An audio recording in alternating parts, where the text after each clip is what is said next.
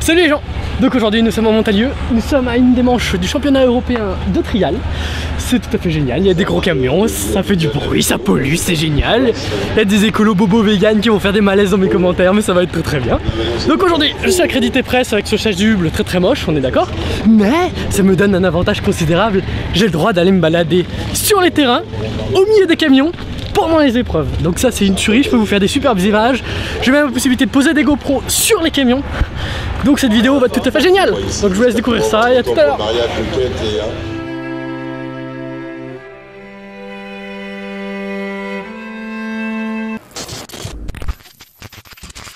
Écoute mon vieux, on arrête ces conneries. Baby, can you move around the rhythm so we can get with and jump around and get us a rock and roll round? Down, down, body, body, coming with the super hottie, let's go. Let's do hell no. Baby, can you move around the rhythm cause you know we're living in the fast lane. Speed up, it ain't no game. Just turn up all the beams when I come upon the best scene.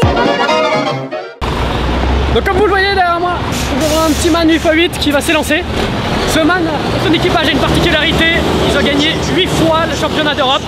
Et il commence par une marche complètement débile, elle est géniale.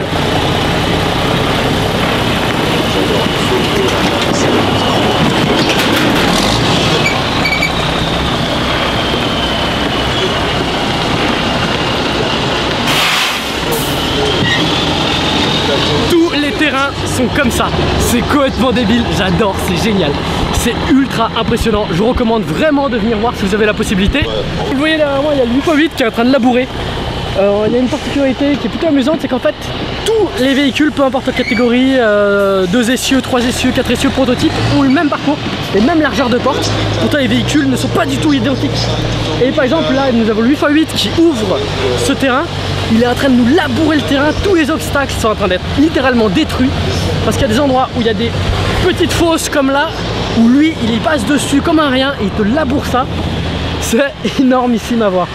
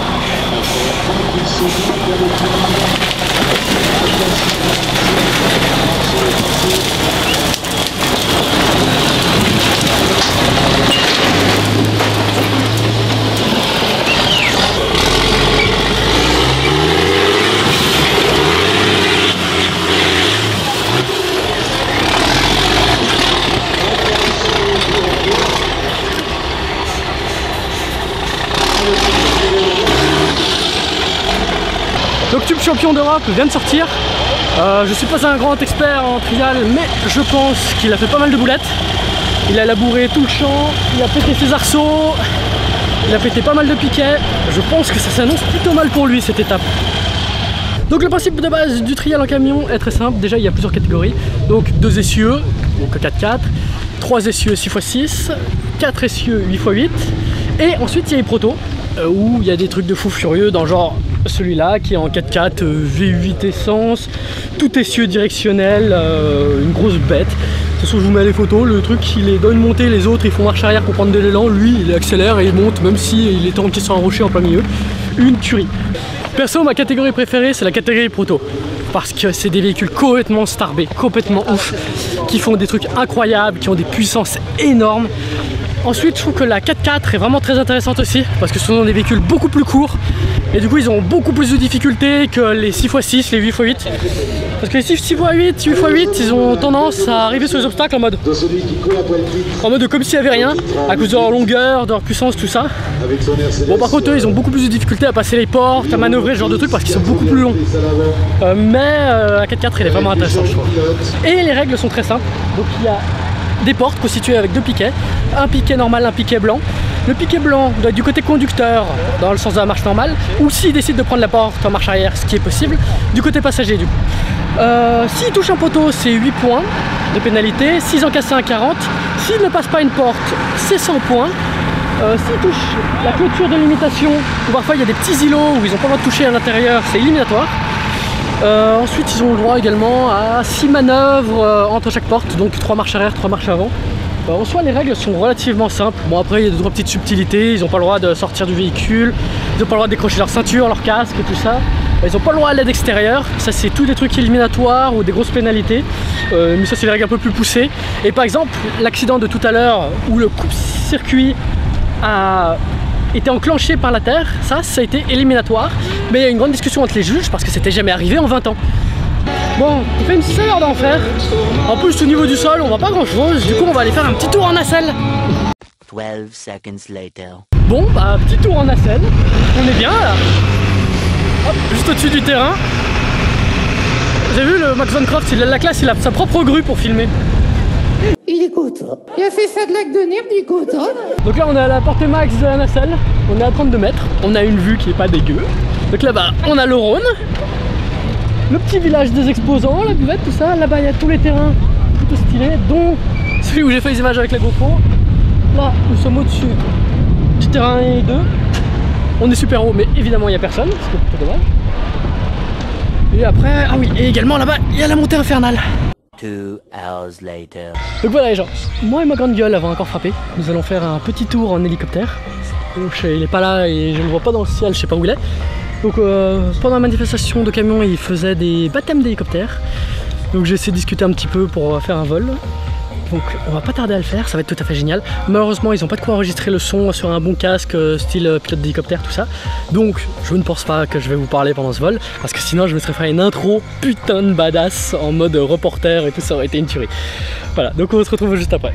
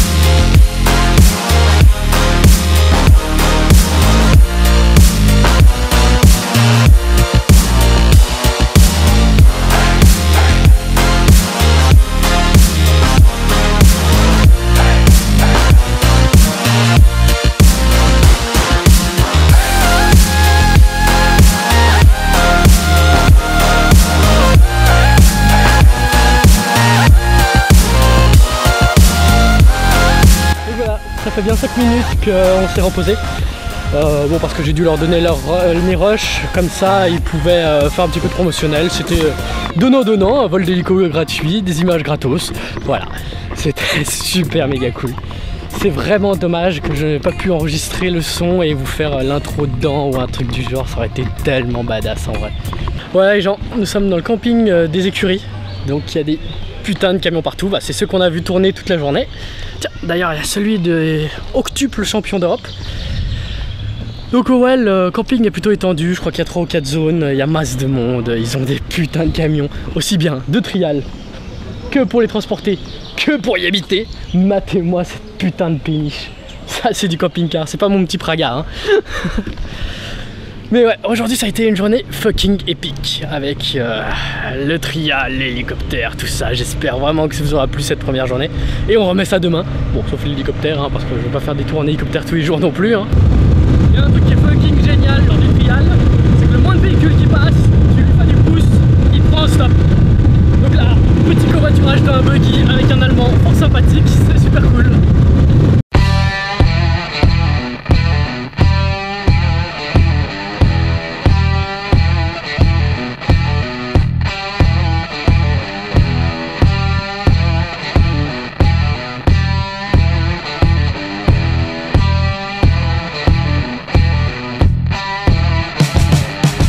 C'est super con, il y a un mec qui a fait le con avec son proto et j'avais oublié d'allumer le micro. Oh, c'est pas grave, c'est juste un peu de moteur en moins quoi, mais c'est dommage quand même quoi. En tout cas, putain de journée au paradis quoi. Je suis claqué, j'ai marché des kilomètres dans les caillasses et tout. Mais putain, c'était le paradis. Des gros camions, du diesel, du bruit, des accidents, c'était énormissime. Voilà, j'espère que vous kiffez cette vidéo autant que moi j'ai kiffé à la faire. En tout cas, ça continue demain. C'est génialissime, bordel. En plus, demain, il y a la montée infernale. Donc, je vais dormir. Je vais me pioter parce que là, je suis en PLS. Vous imaginez même pas. Et on se dit à demain. Day 2. Début du jour 2. J'espère que ça va être aussi épique qu'hier. Comme hier, on va essayer de pas se faire écraser par un camion. Mais hier, c'était tellement épique. J'ai regardé vite fait les images dans les déchargements ce matin. Ça a l'air tout à fait génial. En plus, il y a beaucoup trop de rush, mais vraiment beaucoup trop. 600 morceaux sur la caméra principale, 150 sur la GoPro, pour un total de 80 gigas.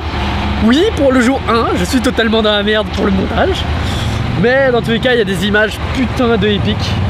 Donc ça va être une tuerie cette vidéo. Donc allez, on attaque le jour 2.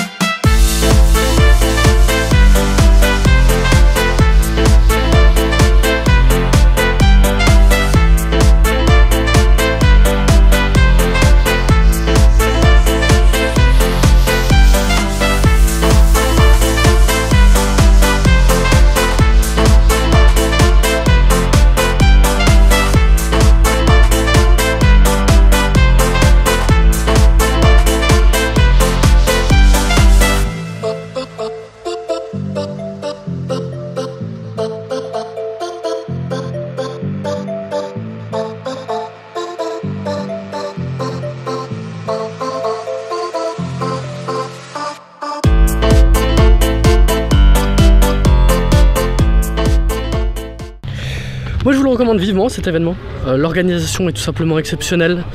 Il y a tout qui est prévu pour les participants et pour le public. Donc il y a des grandes zones pour que le public puisse s'installer confortablement. Les zones sont super bien délimitées, la sécurité est au taquet.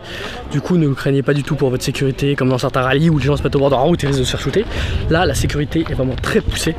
En plus il y a plein de choses qui sont prévues, il y a à boire, il y a à manger, il y a des endroits pour s'asseoir, des zones d'ombre. En plus le cadre est plutôt exceptionnel. Bon je vous dis ça dans un endroit où c'est un grand terrain vague, mais globalement... 3/4 des endroits c'est entre des arbres comme ça et tout, c'est un endroit super sympa. C'est une ancienne carrière qui a été réaménagée en centre de tout terrain. Donc portez des bonnes chaussures si vous êtes à mobilité réduite. Excusez-moi mais je vous conseille vraiment pas de venir parce que le terrain est horrible. Il faut vraiment être très équipé si vous êtes à mobilité réduite parce que là c'est violent. Mais sinon pour tous les autres, même pour les enfants, l'événement est génialissime. L'organisation est parfaite.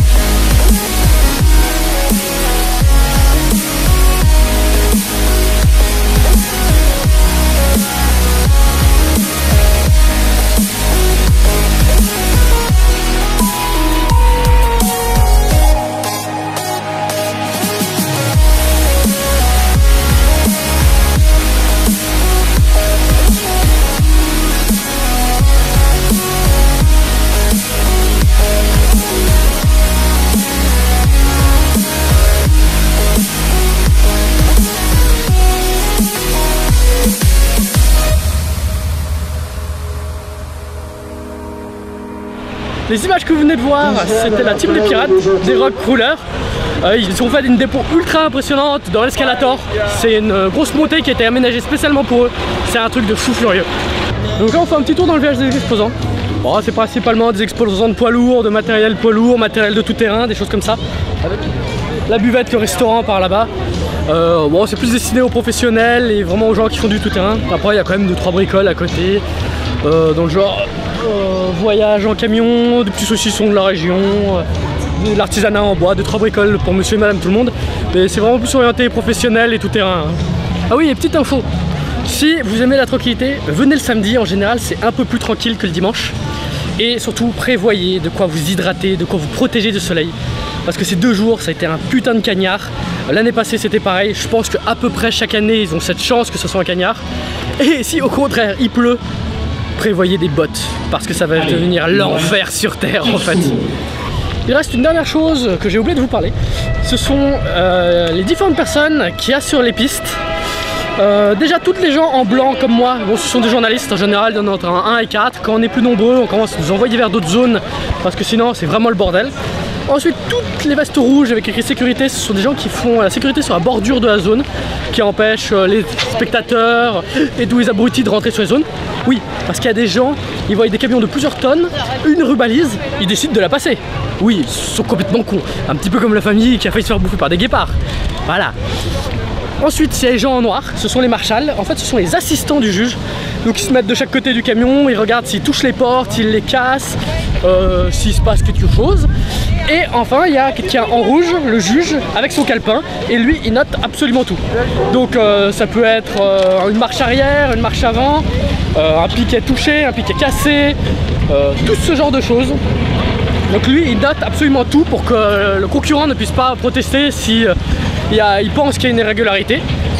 Donc voilà, nous sommes à la fin de ces 2 jours. Normalement toutes les épreuves sont terminées, mis à part s'il y a 1 ou 2 camions qui tournent encore, ce qui n'est pas impossible, hein, parce qu'il y a toujours 1 ou 2 retards à cause d'un camion qui s'est retourné, on a dû faire intervenir la pelleteuse, des trucs comme ça. Ça arrive, donc voilà. Actuellement, ils sont en train de préparer la montée infernale qui va se passer là-bas derrière. Derrière nous, nous avons la pelle araignée qui a servi à préparer la montée infernale.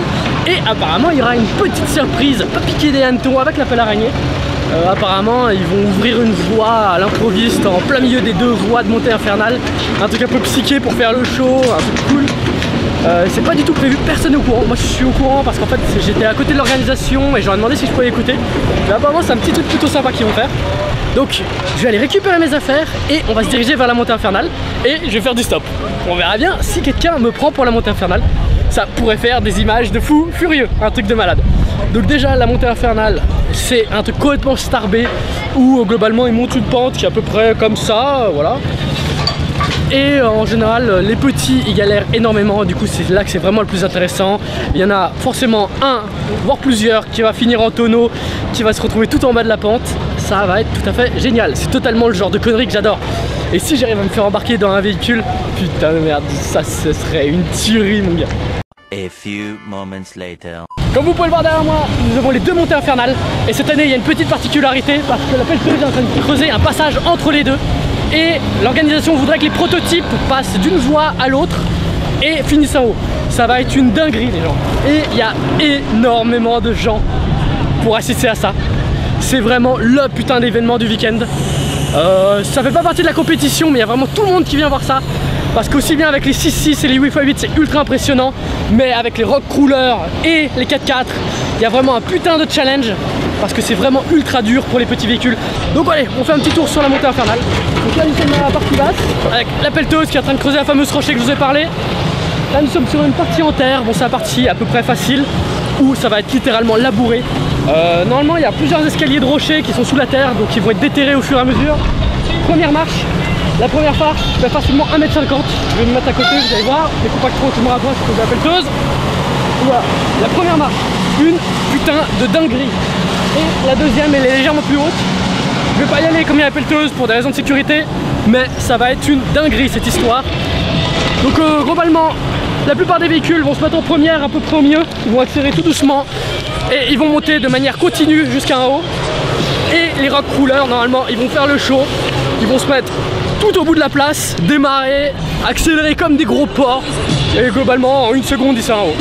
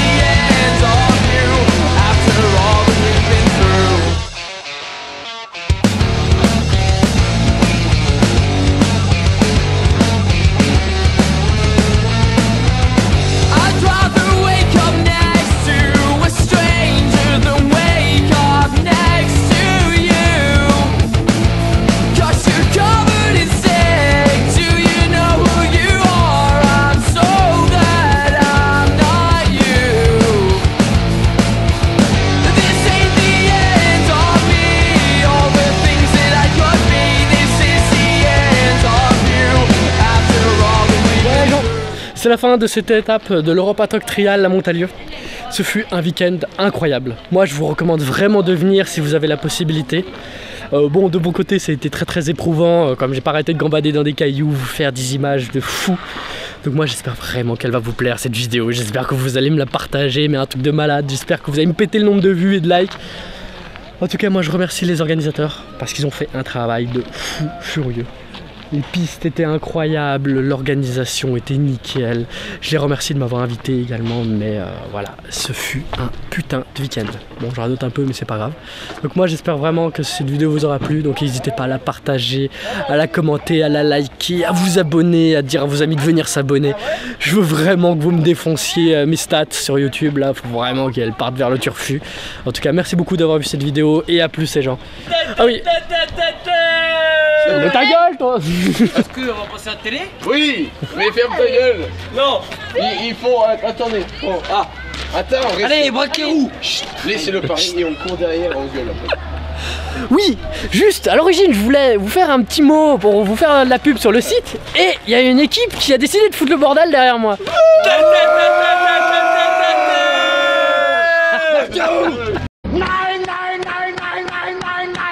Bon, j'ai réussi à me débarrasser de la bande d'énergumène, je vais pouvoir vous donner la dernière information que je voulais vous donner. Le trial s'est passé sur le centre de tout terrain de la Vallée Bleue. C'est un endroit totalement incroyable et exceptionnel en France. Je crois que même en Europe, il n'y en a pas énormément des sites comme ça. Surtout que c'est une ancienne carrière qui a été réhabilitée pour le tout terrain.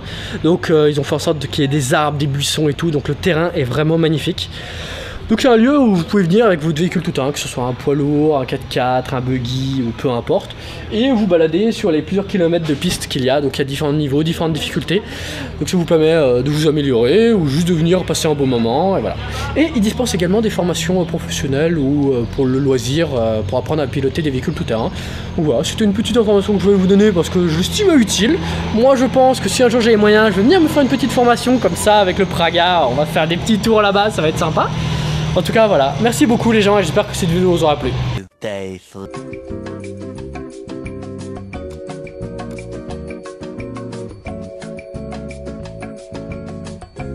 Ah!